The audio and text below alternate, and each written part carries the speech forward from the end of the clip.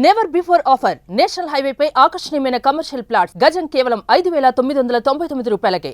సృష్టికే ప్రతి సృష్టి చేయబోతున్నారా? పిల్లల్ని కనేందుకు ఇకపై ఆడవాళ్లతో పని లేదా? పిల్లల్ని ఫ్యాక్టరీలో పుట్టించేస్తారా? ఇదంతా ఏఐ టెక్నాలజీతో సాధ్యమని చెప్తున్నారు. అసలు ఏఐ టెక్నాలజీ ఏంటి? పిల్లల్ని ఫ్యాక్టరీలో కనటం ఏంటి?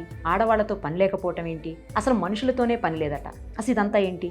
ప్రస్తుతం మనతో పాటు ఉన్నారు డాక్టర్ జయంతి రెడ్డి గారు, జేజే హాస్పిటల్ ఫౌండర్, చైర్మన్. మేడంతో మాట్లాడి అన్ని విషయాలు తెలుసుకుందాం. నమస్తే అండి. నమస్తే. ఏంటి మేడం ఇది? పిల్లలు ఫ్యాక్టరీలో పుట్టడం ఏంటి? కోడి పిల్లల్ని తయారు చేసినట్టు తయారు చేసే వింటుంటేనే చాలా విచిత్రంగా అనిపిస్తుంది. పురిటి నొప్పులు పడే బాధ అవసరం లేదంట, అసలు మనుషులతోనే పని లేదంట. ఇంట్లోనే ఒక మెషిన్లో పెట్టుకొని పిల్లలతో వాళ్ళ ఎదుగుదలని 9 నెలల పాటు నవమాసాలు ఎట్లా మోసి కని పెంచుతామో అట్లా మోసే పని లేకుండా మిషన్లోనే అన్ని చూసుకుంటూ పెరుగుతారట పిల్లలు. అట్లయితే వాళ్ళు మనలాగే మనుషుల్లాగే ఉంటారా మేడం? వేరే రకంగా ఉంటారా? ఇప్పుడు మనం అది లాస్ట్ ప్రశ్న మనం తీసుకుందాము. ఈ ఫస్ట్ ఆర్టిఫిషియల్ IVF అవన్నీ వచ్చింది, ART. Yes ma'am. ART అంటే అసిస్టెడ్ రిప్రొడక్టివ్ టెక్నాలజీ. ఈ ART వచ్చినప్పుడు ఫస్ట్ వచ్చిన ప్రశ్న అదే అందరి మైండ్లోకి. ఇప్పుడు ART ద్వారా పుట్టిన పిల్లలు ఎలా ఉంటారు? వాళ్ళు మనలాగే ఉంటారా? వాళ్ళలో ఏమైనా మార్పు ఉంటుందా? వాళ్ళకి రిప్రొడక్షన్ సరిగా ఉంటుందా? ఇలాంటివన్నీ ఉండేనమాట మైండ్లో. సో ఫస్ట్ బేబీ పుట్టిన తర్వాత ఆ బేబీని ఫాలో అప్ చేసి ఆ బేబీకి మళ్ళీ పిల్లలు పుట్టడం అవన్నీ చూసినాం అనమాట. సో దానివల్ల మనకి ఏం అర్థమైందంటే IVF ద్వారా స్పెషల్గా ఏం లేదు, ఒక్క చిన్న % కంజెంటల్ అనామలీస్ రావచ్చు. అది అంతకంటే ఏం మార్పు లేదు. యాజ్ సచ్ IVF ద్వారా పుట్టిన పిల్లలైనా IUI ద్వారా పుట్టిన పిల్లలైనా ఆల్మోస్ట్ సేమే ఉంటారు. ఇట్ ఈస్ సేమ్, ఎక్సెప్ట్ వాళ్ళకి ఆ ప్రెగ్నెన్సీలో కొంచెం 1% కంజెంటల్ అనామలీస్ ఏమైనా ఎక్కువ ఉండొచ్చు అంతే. So that is the first thing. ఇప్పుడు సెకండ్ థింగ్ ఏంటంటే మన టెక్నాలజీ అనేది మన చేతులు దాటిపోయింది. ఇప్పుడు మనకి ఈ మైక్రోవేవ్స్ వచ్చేసినాయి. అంటే మనం వెనక్కి వెళ్ళి చూస్తే అది చూలా పొయ్యిలు అవన్నీ ఉండే కదా, కట్టెల పొయ్యిలు ఉండే. అవును. ఇప్పుడు మనము ఈ టెక్నాలజీని ఆపగలిగినామా? You have to go forward. So ఒక్క స్టెప్ నుంచి ఒక స్టెప్ తర్వాత ఇట్లా డైలింగ్ ఫోన్స్ ఉండే, ఇప్పుడు మనకి వచ్చింది సెల్ ఫోన్స్. సో ఈ టెక్నాలజీ కూడా నెక్స్ట్ లెవెల్కి అది వెళ్ళిపోతుందన్నమాట. ఈ న్యూస్ గురించి మనం మాట్లాడదాం. ఈ న్యూస్లో ఏమొచ్చిందంటే ఇవి ఒక పాడ్ లాగా. పాడ్ అంటే మన బటర్ఫ్లై ఇది కొకూన్ ఉంటుంది చూడండి, ఆ కొకూన్ని పాడ్ అంటారు. ఈ బేబీ కూడా ఆ పాడ్లో పెరుగుతుంది అనమాట. సో దీని లోపల అది ఆర్టిఫిషియల్ ఇంటెలిజెన్స్ ద్వారా సర్టన్ మెంబ్రెయిన్స్ని ఇమిడ్చినారు. ఈ మెంబ్రెయిన్స్ ఈ బేబీకి బ్లడ్ సప్లై అన్ని న్యూట్రిషన్ అందించగలది. సో ఇది ఏం చేశారంటే some years ago, almost 5-6 years back, ఇది చిన్న కాఫ్ అంటే ఒక యానిమల్లో చేశారనమాట.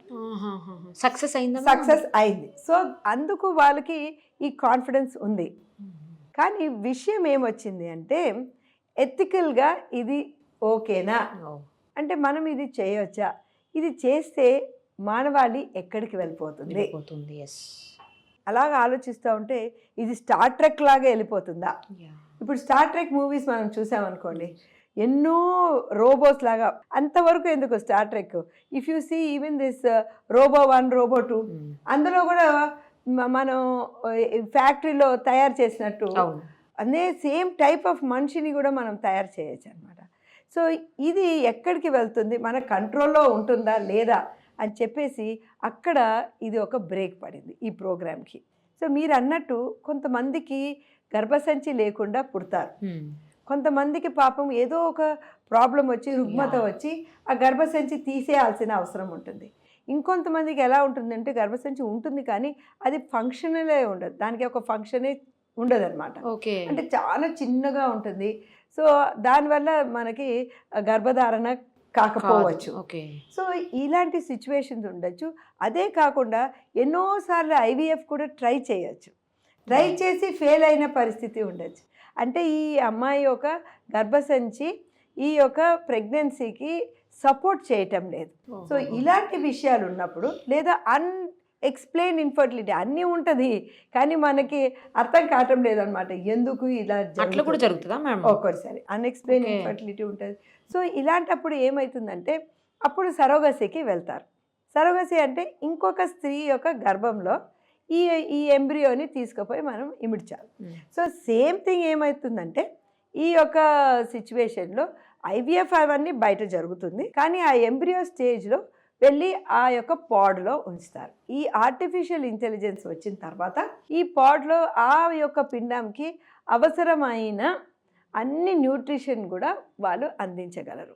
సో టెక్నాలజీ వైస్ మనకు ఉన్నది, అది చెయ్యగలరు, కానీ ఎథికల్ ఇష్యూ వచ్చింది.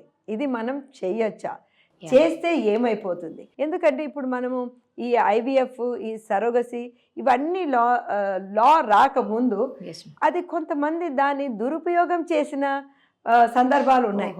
ఇప్పుడు మనం ఒక ఆటం బాంబే తీసుకుంటాం, దాని అణుశక్తితో మనం ఎలక్ట్రిసిటీని జనరేట్ చేయొచ్చు. అదే శక్తితో మనము మొత్తం మానవ జాతినే మనం నిర్మూలించేస్తాం. సో ఇది ఒక చాలా పవర్ఫుల్ టూల్ మన హ్యాండ్లోకి వచ్చింది. సో అక్కడ దీనికి ఎథికల్ కన్సెంట్, దానికి అప్రూవల్ ఇంకా రాలేదు. ఇవన్నీ కూడా ప్రతి దేశంలో ప్రతి ఫర్టిలిటీ సంస్థలు ఉంటాయన్నమాట. అన్నిట్లో చర్చలు జరుగుతుంది, ఇది చెయ్యాలా, దీనికి అప్రూవల్ ఇవ్వాలా లేదా అని. ఇంకొన్ని సంవత్సరాలు పడుతుంది, కొన్ని సంవత్సరాలు పట్టచ్చు, కొన్ని నెలలు పట్టచ్చు, whatever it is. But ఇవన్నీ కూడా సాధక బాధకాలు అన్నీ కూడా చర్చించి ఏది కరెక్టో, ఎంత లిమిట్లో మనం చేయగలమో, ఇవన్నీ రెగ్యులేషన్స్ ఉండాలి. ఇప్పుడు ఐవీఎఫ్ ఫర్ ఎగ్జాంపుల్ మనం అనుకున్నాం అనుకోండి, మనం కావాలని చెప్పి ఒక 4-5 ఎంబ్రియోస్ యూట్రస్లో పెట్టలేము. సో అది డేంజర్ అవుతుంది. సో సక్సెస్ రేట్ పెరగచ్చు, కానీ 4 పిల్లలు కడుపులో పెరిగారనుకోండి, సక్సెస్ రేట్ తక్కువ అవుతుంది. ఒక్క బేబీ గర్భసంచిలో పెరిగినప్పుడు, ట్విన్స్ పెరిగినప్పుడు, అదే ట్రిప్లెట్స్ క్వాడ్రుప్లెట్స్ పెరిగినప్పుడు దాని యొక్క కాంప్లికేషన్స్, దాని యొక్క సక్సెస్ రేట్ డిఫరెంట్ ఉంటుంది. ఇది ఉన్నది అట్లా అనేసి కొంచెం ఆశాజనకంగా ఉన్నది, అంతేకాని ఇంతవరకు ఒక బేబీ దాంట్లో నుంచి రాలేదు, ఎందుకంటే దానికి అప్రూవల్ రాలేదు. Okay madam, okay. ఇదే సేమ్ థింగ్ కొన్ని సంవత్సరాల క్రితం ఈ గర్భసంచి ట్రాన్స్ప్లాంటేషన్ అని ఒకటి వచ్చింది. ఓకే, అంటే కొంతమందికి గర్భసంచి లేకుండా మనము కొంతమంది పుడతారనమాట. అలాంటి వాళ్ళకి వాళ్ళ తల్లిదో వాళ్ళ చెల్లిదో ఎవరిదో వాళ్ళది గర్భసంచి తీసేసి వీళ్ళకి వాళ్ళు ఎవరైనా డొనేట్ చేస్తే వీళ్ళకి దాన్ని అమర్చి దాని తర్వాత సర్జరీ చేసి అనమాట. అది కూడా ట్రాన్స్ప్లాంట్ సర్జరీ లాగా చేసి అందులో ఎంబ్రియో ఉంచి పిండము తయారైనాక డెలివరీకి సిజేరియన్ సెక్షన్ చేసి ఆ పైన ఆ గర్భసంచిని తీసేసేవారు. మళ్ళీ తీసేయాలా మేడం? తీసేయాలి. ఎందుకంటే ఈ గర్భసంచిని మనం ఉంచుకోవాలంటే తర్వాత యాంటీ క్యాన్సర్ డ్రగ్స్ లాంటి చాలా పవర్ఫుల్ డ్రగ్స్ తీసుకోవాలన్నమాట ప్రతి నెల. సో దట్ మేబీ 10,000 20,000 రూపీస్ దాన్ని మెయింటైన్ చేసేదానికి. ప్లస్ ఎన్ని ఏండ్లు మనం అది తీసుకుంటే కూడా ఆ యొక్క డ్రగ్స్ యొక్క కాంప్లికేషన్స్, అడ్వర్స్ ఎఫెక్ట్స్ ఈ తల్లికి రావచ్చు. సో అందుకోసం అని చెప్పేసి అది that was the next technology. So కొంతమంది అది చేసి ఇప్పుడు ఆల్మోస్ట్ చాలా ఎథికల్ ప్రాబ్లమ్స్ ఉండే దానికి కూడా అవన్నీ క్లియర్ అయ్యి ఇప్పుడు ఆల్మోస్ట్ ఎవ్రీ కంట్రీలో టెక్నాలజికల్గా బాగా డెవలప్ అయిన కంట్రీస్లో ఈ ట్రాన్స్ప్లాంటేషన్ మనం చేయగలుగుతున్నాం. మరి అందులో పుట్టిన పిల్లలు బాగానే ఉంటారా? సేమ్ అండి. ఇప్పుడు ఏమంటే లక్కీగా we have some good anti cancer drugs which can be given in ప్రెగ్నెన్సీలో కూడా ఇవ్వగలం అనమాట. సో అది ఎలాగా మనకి ఆ లెవెల్కి మనం వచ్చినాము. కిడ్నీ ట్రాన్స్ప్లాంట్ అయిన వాళ్ళు కూడా ప్రెగ్నెన్సీ దాల్చవచ్చు, లివర్ ట్రాన్స్ప్లాంట్ అయిన వాళ్ళు కూడా ప్రెగ్నెన్సీ దాల్చవచ్చు, వాళ్ళు పిల్లల్ని కనొచ్చు. ఆ యొక్క డ్రగ్స్ సేమ్ యూట్రస్ని కూడా రిజెక్ట్ కాకుండా ఈ డ్రగ్స్ వాడాల్సి వస్తుంది. సో ఇవన్నీ కూడా పాపం చాలా కష్టపడి ఆ అమ్మాయి కనవాల్సి వస్తుంది కనుక ఇది ఒక రకంగా వీళ్ళందరికీ ఒక హోపే. కానీ that should not be misused. ఈ మిస్యూజ్ కాకుండా ఉండాలంటే ఈ రెగ్యులేషన్స్ అన్నీ they should be in place. దానికి ప్రతి కంట్రీలోనూ ఈ యాక్ట్స్ రావాలి. అప్పుడు ఎవరికి నిజంగా అవసరమో వాళ్ళకి అది ఉపయోగపడుతుంది. ఓకే, కానీ మ్యామ్ మీరు అన్నట్లు అసలు ఇంతకుముందు ఈ టెక్నాలజీ లేదు, ఇప్పుడు తీసుకొచ్చారు. దాన్ని ఇంప్లిమెంట్ చేయడానికి కూడా ఎంతో కాలం పట్టదేమో మేడం, దగ్గరలోనే మనం ఇవన్నీ చూస్తాం అనిపిస్తుంది. వస్తుందేమో. సింపుల్ థింగ్ అండి, మనం చూసిన విషయాలే. సరోగసీ ఉందనుకోండి, కొన్ని ఫీల్డ్స్లో మా ఫిగర్ అన్నీ పాడైపోతుంది అని చెప్పేసి వాళ్ళు సరోగసీకి వెళ్ళిపోయారు కదా. Yes ma'am, correct. సరోగసీ వల్ల లేదా ఈ ఎక్టోపాడ్ ఎక్టోలైఫ్ వీటన్నిటి వల్ల ఏది మనం కోల్పోతామో అది లాంగ్ రన్లోనే మనకు తెలుస్తుంది. సో ఏమంటే ఆ యొక్క తల్లికి బిడ్డకి బాండింగ్ ఎట్లుంటుంది, సో అవి అన్నీ కూడా ఎస్ మ్యామ్. మీరు అన్నట్టు మన ఇంట్లో తెచ్చి పెట్టుకొని ఆ పాడ్ మనం చూసుకుంటూ ఆ బేబీతో మాట్లాడుకుంటూ ఒక బాండ్ క్రియేట్ చేసుకుంటారేమో. మన లైఫ్ టైంలోనే చూడొచ్చు మనం, ఇవన్నీ వస్తుంది 100% ఈ నెక్స్ట్ ఈ డెకేడ్ లోపల ఇవన్నీ కూడా జరుగుతాయి. కరెక్ట్. అరే యాజ్ ఆఫ్ నౌ ఇది ఇంకా ఎక్స్పెరిమెంటల్ స్టేజ్. అంటే ఇంతవరకు హ్యూమన్ బేబీని ప్రొడ్యూస్ చేసే అధికారం ఎవరికి ఇవ్వలేదు. ఎలాగూ తెస్తారులే మేడం, ఇంత దాకా వచ్చిందంటే తీసుకొస్తారు త్వరలోనే. కాకపోతే మీరు అన్నట్లు మేడం ఇందాక చెప్పారు చూడండి, కొంతమందికి అవకాశం లేని వాళ్ళకి ఇది వరం. అవునండి, నిజం చెప్పాలి. అవునండి. ఎందుకంటే పిల్లలు పుట్టరు అని తెలిస్తే అసలు అది వాళ్ళ చాలా మంది బాధ వేదన మేడం అసలు ఎవరు చెప్పలేరు కదా. అవునండి, ఎంతో మందిని చూశాను అట్లాంటి వాళ్ళను. అవును, అలాంటి వాళ్ళకి ఇది వరం డెఫినెట్లీ. మీరు అన్నట్లు. ఎవరైతే ఫిగర్ పాడైపోద్దని ఇందాక అట్లాంటి వాళ్ళకి కూడా హ్యాపీ దీనివల్ల. కాకపోతే బాండింగ్ అనేది ఎంతవరకు ఉంటుంది, పురిటి నొప్పులు పడటంలో ఉన్న ఆనందం అనుభవించడం అనేది అది పడిన వాళ్ళకే తెలుస్తుంది మేడం, మామూలుగా తెలియదు. ఎదురుగుండా ఊరికే కూర్చొని చూసి బేబీని మిషన్లో కనేస్తే అది తెలుస్తుంది అంటారా మేడం? అది ఒకటి అమ్మా. ఇంకొకటి విషయం ఏంటంటే ఇప్పుడు ఈ యొక్క బాండింగ్ అనేది ప్రెగ్నెన్సీలోనే కాకుండా బ్రెస్ట్ ఫీడింగ్లో కూడా ఉంటుంది అనమాట. కానీ కొంతమందికి పాపం ఈ సరోగసీ వాళ్ళకి కూడా డైరెక్ట్గా వాళ్ళ మిల్క్ ఇవ్వలేరు, కానీ టాప్ ఫీడ్స్ ఇవ్వవలసిన అవసరం ఉంటుంది. But whatever it is, ఆ టాప్ ఫీడ్స్ ఇచ్చిన దానివల్ల వచ్చే ప్రాబ్లమ్స్ రావచ్చు. But these are all minor things.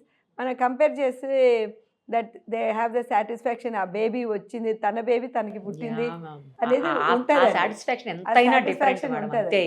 అంటే ఇక తప్పదు కాబట్టి వెళ్ళాలి, కానీ అరే మేము పురిటి నొప్పులు పడలేము, లేకపోతే 9 నెలలు మోసి కనలేము, లేకపోతే మా జాబ్స్కి అన్ని రోజులు లీవ్ పెట్టలేము, ఇట్లాంటి రీజన్స్తో అయితే మాత్రం చేయకూడదు కదా మ్యామ్? దట్స్ ట్రూ అమ్మా. మ్యామ్ మరి ఇప్పుడు ఇందులో స్పర్మ్ కానీ లేకపోతే ఎగ్స్ కానీ ఎక్కడి నుంచి తీసుకొస్తారు? అది మళ్ళీ అది హ్యూమన్ బీయింగ్స్దే, వీళ్ళవి కావు, ఈ పేరెంట్స్ కాకపోవచ్చు, బయలాజికల్ పేరెంట్స్ మాత్రమే వీళ్ళు. అదే బయలాజికల్ పేరెంట్స్ వీళ్ళది ఉంటుంది. వీళ్ళదే ఉంటుందా? ఇప్పుడు అన్లెస్ ఈ అమ్మాయికి ఎగ్స్ కూడా లేదనుకోండి, అప్పుడు డోనర్ ఎగ్ ఉంటుంది. అల్టిమేట్లీ మేడం ఈ ఎగ్ తీయాలి, స్పర్మ్ తీయాలి, వాటిని మనము ఇన్విట్రో ఫర్టిలైజేషన్ చేయాలి, లేదా ఎక్సీ చేయాలి, మళ్ళీ ఆ ఎంబ్రియోని పెంచాలి. ఫస్ట్ టెక్నాలజీ అంత లేదనమాట. అది ఎలాగుండిందంటే టెక్నాలజీ జస్ట్ ఒక డిష్లో ఆ స్పర్మ్ని ఎగ్ని పక్కన పెట్టి ఇంకా దేవుని మీద అట్లా ప్రార్థించి రెండుకి ఫర్టిలైజేషన్ అవుతుందేమో అని అలా ఉండేది అనమాట. సో అందుకు దానికి టెస్ట్ ట్యూబ్ బేబీ అని వచ్చింది అనమాట. మనం బయట పెట్టి డిష్ టెస్ట్ ట్యూబ్లో చేస్తారని. దాని తర్వాత ఏమైందంటే టెక్నాలజీ ఇంప్రూవ్ అయ్యే కొద్దీ ఆ స్ట్రాంగ్ మైక్రోస్కోప్తో ఆ ఒక్క స్పర్మ్ని తీసుకుపోయి ఒక్క ఎగ్లోకి ఇంజెక్ట్ చేసే అంత టెక్నాలజీ వచ్చింది. సో దాన్ని ఇక్సీ అంటాం. సో ఒక్క స్పర్మ్ దొరికినా ఒక్క ఎగ్ దొరికినా అది చేయొచ్చు. ఇంకొక విషయం ఏంటంటే ఇంతకుముందు మనం బయట ఈ యొక్క ఫలదీకరణమైన ఫర్టిలైజ్డ్ ఎంబ్రియోని బయట ఎక్కువ దినాలు పెంచలేకపోయినారు. ఇప్పుడు first because of very good media అంటే కల్చర్ మీడియం. ఆ కల్చర్ మీడియం ఉంటుంది కదా, దాంట్లో ఆ న్యూట్రిషన్ అనేది ఆ ఎంబ్రియోకి వస్తుంది. కరెక్ట్ కడుపు లోపల ఎంత టెంపరేచర్ ఉంటుందో యూట్రస్ లోపల అది ఇవ్వగలుగుతున్నారు ఆ ఇంక్యుబేటర్లో.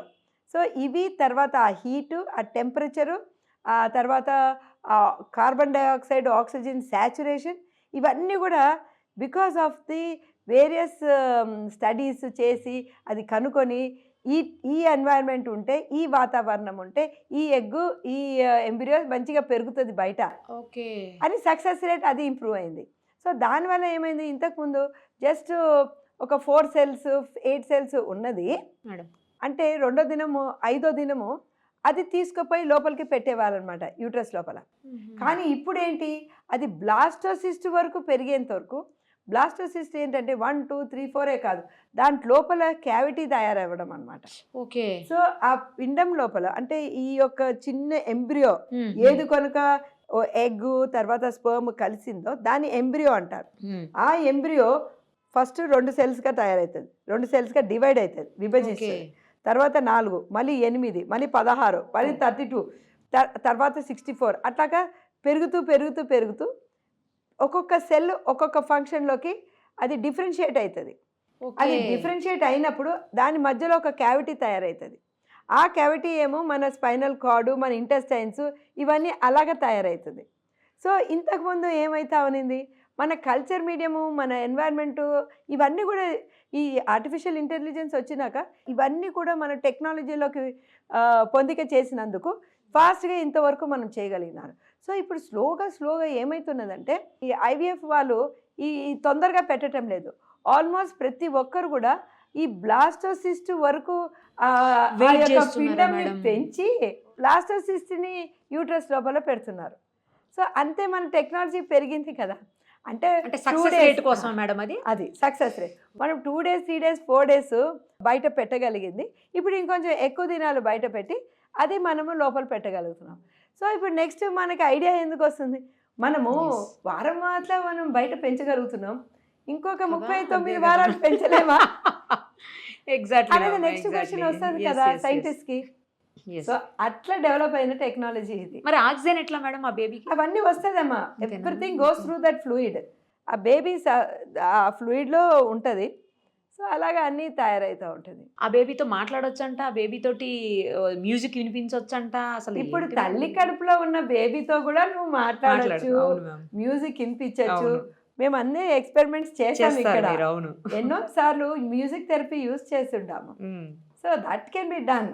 అన్నీ అయ్యి బయటకు వచ్చిన తర్వాత మా బేబీ అంటే ఏ ప్రాబ్లమ్స్ లేకుండా మదర్ ఊమ్లోంచి ఎట్లా వచ్చారో సేమ్ అట్లానే ఉంటారు అని గ్యారంటీ అయితే ఉంటుందా మేడం? మనం ఇవన్నీ కూడా $1 million క్వశ్చన్స్ మనం చూడలేదు. ఒక్క బేబీ కూడా ఈ యొక్క యంత్రం ద్వారా బయటికి రాలేదు. సో మనకి తెలీదు ఎలా ఉంటుంది babies, how they going to survive. కానీ ఈ పాడులో కూడా మనకు ఎట్లా ఉమ్మునీరు ఉంటుందో అలాగే ఉమ్మునీరుతో సరౌండ్ అయి ఉంటుంది బేబీ. ఓకే, కవర్ అయి ఉంటుంది. ఎప్పుడు కనుక ఇంకా బేబీ రెడీగా ఉంది తీయచ్చు బయటికి అన్నప్పుడు ఆ ఉమ్మునీరుని తీస్తే మెల్లగా ఆ బేబీ బయటకు వచ్చేస్తుంది. సో మీరు అందరూ ఆల్మోస్ట్ వైరల్ అయింది ఈ వీడియో, అందరూ చూసుంటారు. సో జనరల్లీ ఇట్లా చేయొచ్చు అని ఆ యొక్క యంత్రాలన్నీ రెడీగా పెట్టుకున్నారు. మీరు అన్నట్లు మేడం 2 వైపులా ఉంటుంది. ఎవరికైతే ప్రాబ్లం ఉందో వాళ్ళకి ఇది మంచిగా యూజ్ఫుల్. అవును, కానీ దీన్ని మిస్యూజ్ చేసే పరిస్థితులు కూడా ఉండొచ్చు, చెప్పలేం కదమ్మా. అదే ma'am, that is the main thing. మీరు అన్నారు చూడండి, స్ట్రిక్ట్ రూల్స్ అనేవి, రెగ్యులేషన్స్ అనేవి పర్ఫెక్ట్గా చేసిన తర్వాతే చేయాలని. చేసిన తర్వాతనే ఈ యొక్క పవర్ఫుల్ యంత్రాన్ని రిలీజ్ చేయాలి. అమ్మాయా అబ్బాయా చెప్పొద్దు అని చెప్పేసి గర్ల్ ఎవరు అనేది బేబీ ఎవరు చెప్పడానికి లేదు కదా ఇప్పుడు. ఇప్పటికే మనకు ఉంది అట్లాంటి, అంతకుముందు లేకుండే కదా మేడం అది. 2002 నుంచి అంతకుముందు ఈ యాక్ట్ అనమాట, PCPNDT యాక్ట్ అని ఉందమ్మా. దాంతో చాలా స్ట్రిక్ట్గా చూస్తున్నారు. స్కానింగ్ ఎక్కడ ఎవరు చెప్పట్లేదు దగ్గర కూడా చాలా అంటే ఇట్స్ ఆల్మోస్ట్ నిల్లనే చెప్పాలి. సో అట్లానే ఇది కూడా ఏదైనా స్ట్రిక్ట్ రూల్స్ చేస్తే తప్ప. అవును, ఆ తర్వాతే కదా మేడం గర్ల్ చైల్డ్ రేటు బాగా ఇంప్రూవ్ అయింది కదా. బాగా ఇంప్రూవ్ అయింది కదండి. అదే ఇప్పుడైతే ఎక్కడ చూసినా కాలేజెస్ గర్ల్స్ ఎక్కువ మంది అమ్మాయిలే ఉన్నారు మ్యామ్, ఇది నిజం. చాలా అబ్బాయిలు తగ్గిపోతున్నారు రాను. యాక్చువల్లీ అండి ఇంకొక విషయం మనం చూస్తే మేడం, ఇన్యూట్రో అంటే కడుపులో ఉన్నప్పుడు ఈ అమ్మాయి పిండము అబ్బాయి పిండం ఇవి రెండింటిని కంపేర్ చేసి చూస్తే, సపోజ్ హాస్టైల్ ఎన్వైర్న్మెంట్, ఆ ఎన్వైర్న్మెంట్లో ఏదైనా ప్రాబ్లం ఉన్నా, బీపీఓ రావడం, ఉమ్మునీరు తక్కువ అవ్వడం, ఇలాంటివి ఏమైనా ప్రాబ్లమ్స్ ఉన్నా గర్ల్ బేబీస్ స్ట్రాంగ్గా ఉంటారు, బాయ్ బేబీస్ చాలా డెలికేట్గా ఉంటారు. సో ఆ జీన్స్ ప్రకారం అనమాట వీళ్ళు లోపలే చాలా ఫైటర్స్ ఉంటారు అనమాట. సో అలాంటిది ఇప్పుడు మనం ఎక్కువ మంది గర్ల్స్ అదే వస్తారు. బయటకు వచ్చిన తర్వాత మాత్రం అబ్బాయిలు స్ట్రాంగ్ అవుతారు madam. Physically they will be strong. అదే ఫిజికల్గా ఫుల్ స్ట్రాంగ్ ఉంటారు అబ్బాయిలు. ఆ అమ్మాయిలు ఉన్నంత వీక్నెస్ వాళ్ళ దగ్గర ఉండదు. ఇంకొకటి కూడా అనమాట మేడం, మనం చెప్పుకోకూడదు కానీ సర్వే చేసి చూస్తే అబ్బాయిలకి బెటర్ న్యూట్రిషన్ అందుతున్నదంట అమ్మాయిల కంటే. ఎలా మేడం? ఇచ్చేటప్పుడు ఫుడ్ మనకు తెలియదు కాదు ఎవరో లోపల, తినేటప్పుడు కాదు, పుట్టిన తర్వాత. పుట్టాకనా ma'am? Anyhow thank you so much ma'am. చాలా క్లియర్గా అసలు అంటే ఎలా ఉంటుంది ఫ్యాక్టరీస్లో బేబీస్ని ప్రొడక్షన్ మొదలు పెడితే ఎలా ఉంటుంది అనేది క్లియర్గా అన్నీ ఎక్స్ప్లెయిన్ చేశారు మ్యామ్. వచ్చే ప్రాబ్లమ్స్ ఏంటి, జాగ్రత్తలు ఎలా తీసుకోవాలి అన్నీ కూడా చెప్పారు. Thank you ma'am, thank you so much. Welcome. Suman టీవీలో మీ పర్సనల్ అండ్ బిజినెస్ ప్రమోషన్స్ కోసం కింది నెంబర్కి కాంటాక్ట్ చేయండి.